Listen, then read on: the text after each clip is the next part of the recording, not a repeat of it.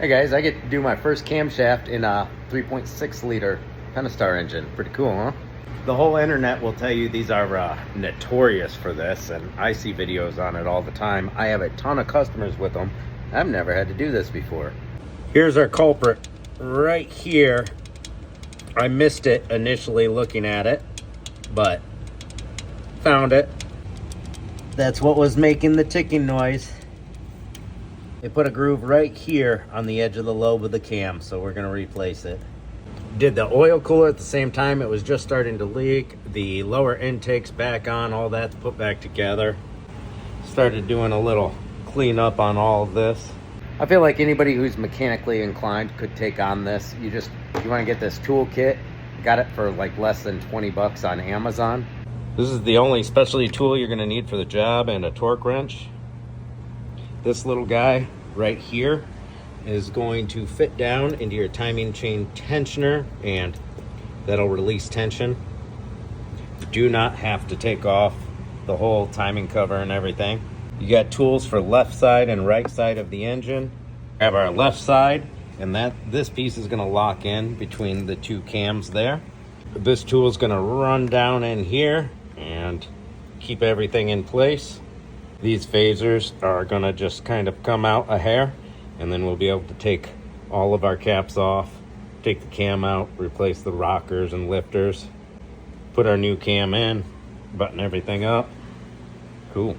Never done one of these before, so I'm going to be taking everything step by step. I've yet to blow up an engine from timing it wrong before. Wish me luck. Time to get down to business. Got our timing marks lined up. You see those little arrows right there? Those arrows point towards each other, and these lines will be straight up. Those oil passageways will be straight up. Get it in time simply by spinning the harmonic balancer. Tapped our little tool in and loosened the bolts here on the end of the phasers. Now we use this little tool from the kit, and it reaches down in there on the timing chain tensioner, and you hit a little unlock, a little release for the tensioner. And as you're pulling up on this, you slide this tool in, which is gonna keep the chain from falling down. So you press that guide right there, timing chain guide back. Now that that's in there, we can go ahead and take these all the way out.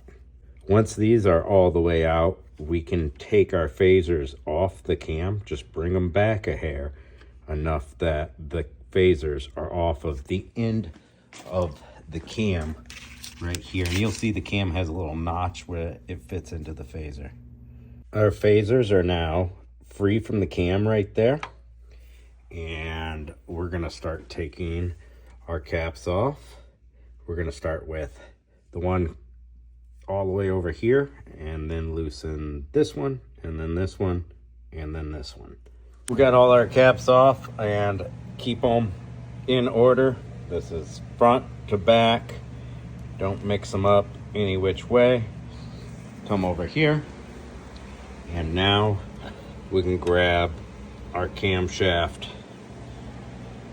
and set her in the same orientation with those caps, and we can get a good look at our cam now. Looking at all of them, and we just got that one lobe that got damaged. That's it. See, I could have swore the noise was loudest right here on the front of the timing cover, right here, basically right behind where that tensioner is. See that little flathead looking bolt? The tensioner is right there. But sound does a funny thing because of the shape of the valve covers. The noise was traveling to the most hollow point, I guess, like over here. But yeah, she sounded like it was over here, and it sounded to me more like chain and tensioner, but I was wrong. You could see just by looking at these rollers on these rockers, this one is sunk in. Can we get an angle on that? See how it's sunk in? The bearings got destroyed. Then the cam started hitting right here. And see, this one still has a lip, where this one's pretty much flush with that metal, and that metal's been eaten away. Let's grab these two out and show you. See, there's that one, and you can see the roller right here. And let's put this little guy right back here. We'll grab the bad one, and this one can flop around in there. See how you can't see the roller? And it was eating up just the edge, just barely right there. So that's not contacting the lobe on the roller.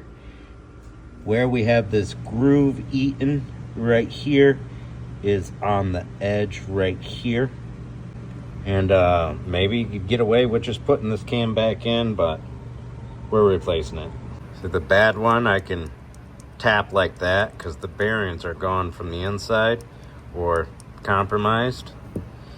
Here's a good one, and see, we can't tap it. It's still in place. The bearings are still good. This one you can kind of feel a little bit of noise, little bearing noise or something when you roll it, where this one is nice and smooth. You could just feel a little bit of something inside there when you roll it.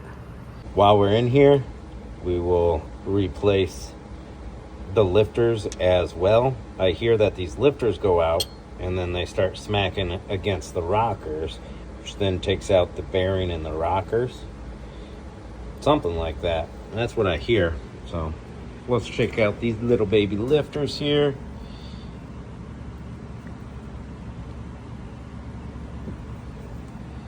We'll set this one in front of this one. Everything's in order, front to back. Grab out the one that had the bad rocker attached.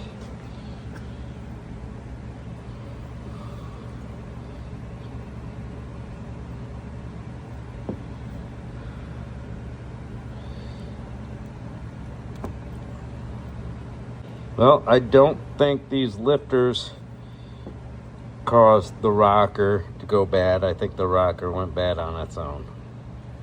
All right, we got all our rockers and lifters installed, people. New cam on this exhaust side. That was 118 foot-pounds on these two. Oil control valve, phaser bolts, whatever. Torque sequence was this cap, this cap, this cap, this cap, and this tool was well worth the money I spent on it, the 20 bucks. And now I got it for if and when I run into another one of these. I'm pretty sure I will at some point in time. Pretty sure I've just been, well, my customers have been lucky that this has just never came up before. It's just one of those things. And she's all put back together with no more ticky. Nice.